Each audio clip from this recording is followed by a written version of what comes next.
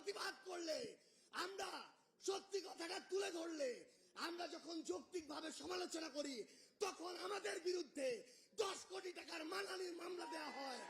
তখন আমরা মনে করি এগুলো হচ্ছে আমাদেরকে ভয় ভীতি দেখানোর লক্ষণ। আমরা এটাও বিশ্বাস করতে চাই, এই যে কিছু মানুষ যারা এই কাজগুলো করে, আমরা বিশ্বাস করতে চাই তারা বিএনপির প্রতিনিধিত্ব করে না। আমরা বিশ্বাস করতে চাই তারা অতি উৎসাহী হয়ে ফুটেজ খাওয়ার আশায় এই কাজগুলো করছে। কিন্তু আমরা তখনই সেটা বিশ্বাস করতে পারবো যখন দেখব এসব লোকদের বিরুদ্ধে ওই সেন্ট্রাল কমান্ড থেকে উপযুক্ত ব্যবস্থা নেওয়া হয়েছে। সেদিন আমি একটি লেখা লিখেছিলাম। লেখার 2টা পার্ট ছিল, কারণ ঘটনা 2টা ছিল। আমাদের একজন সাংবাদিক ভাইকে বিএনপির ওইখানকার স্থানীয় একজন কর্মী আহত করেছে, এটা ছিল প্রথম প্যারা, যেটা সত্য। দ্বিতীয় প্যারা ছিল স্থানীয় একজন, আমি লিখেছিলাম চাঁদাবাজ সন্ত্রাসী। আমি স্পষ্ট করে লিখেছিলাম চাঁদাবাজ সন্ত্রাসী আমার আরেকজন সাংবাদিক ভাই তুহিনকে গলা কেটে হত্যা করেছিল। যখন আমি কয়েক ঘন্টা পরে দেখলাম ওই লোকটি চাঁদাবাজ সন্ত্রাসী নয়, ছিনতাইকারী সন্ত্রাসী, তখন আমি সেটি ঠিক করে দিয়ে লিখেছিলাম ছিনতাইকারী সন্ত্রাসী।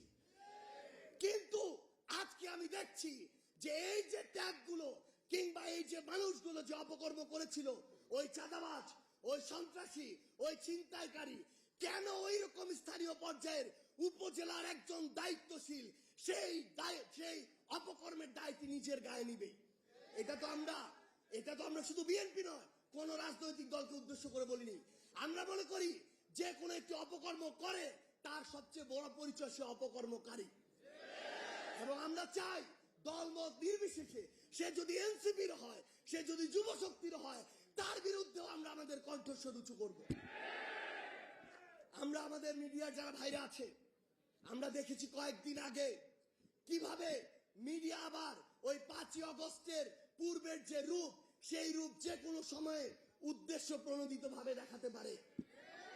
যেই লোক বাংলাদেশে তো নয়, বাংলাদেশ থেকে প্রায় 13,000 কিলোমিটার দূরে ওই ওয়াশিংটন ডিসিতে বসে থাকে, এই মিডিয়া সেই লোকের সাথে আমাদের মিটিং করিয়েছে। এই মিডিয়া আমাদের সাথে সেই লোকের একসাথে নাস্তা করিয়েছে।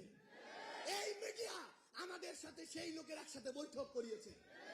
আমরা দেখি 3বার ব্রেকিং ব্রেকিং ব্রেকিং দিয়ে ওই চ্যানেল 1, এই চ্যানেল 1 থেকে প্রথম এই প্রোপাগান্ডা পুরা বাংলাদেশকে, পুরা পৃথিবীকে গেলানো হয়েছে। আমরা এখন ওই চ্যানেলের নাম দেখে শান্ত থাকবো না। আমরা দেখবো ওই চ্যানেলের মালিককে। আমরা দেখেছি ওই চ্যানেল 1-এর মালিক হচ্ছে গিয়াসউদ্দিন আল মামুন। আমরা দেখবো ওই গিয়াসউদ্দিন আল মামুনরা কার ছত্র ছায়ায় এত বড় প্রোপাগান্ডা করার সাহস পায়। আমাদেরকে মিডিয়া কর্মীরা এটা পর্যন্ত বলেছে, ভাই আমরা কনফার্ম উনি দেশে নেই, কিন্তু উপরের চাপ আছে, আমাদেরকে ব্রেকিং দিতে হয়েছে। আমরা সেই সকল head of multimedia, head of news, ওই প্রডিউসার, ওই মালিকদের বলতে চাই, এই বাংলাদেশে এসব অপকর্ম করে আপনারা আর পার পাবেন না। আর আমরা ছাড় দিব না, ওই গোড়ায় গিয়ে আমরা হাত দিব। আমরা আরেকটি কথা স্পষ্ট করে বলি, আজকে নাকি সিআইডি কে তদন্তের দায়িত্ব দেওয়া হয়েছে।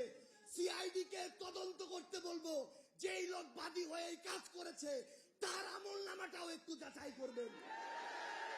কে চোখ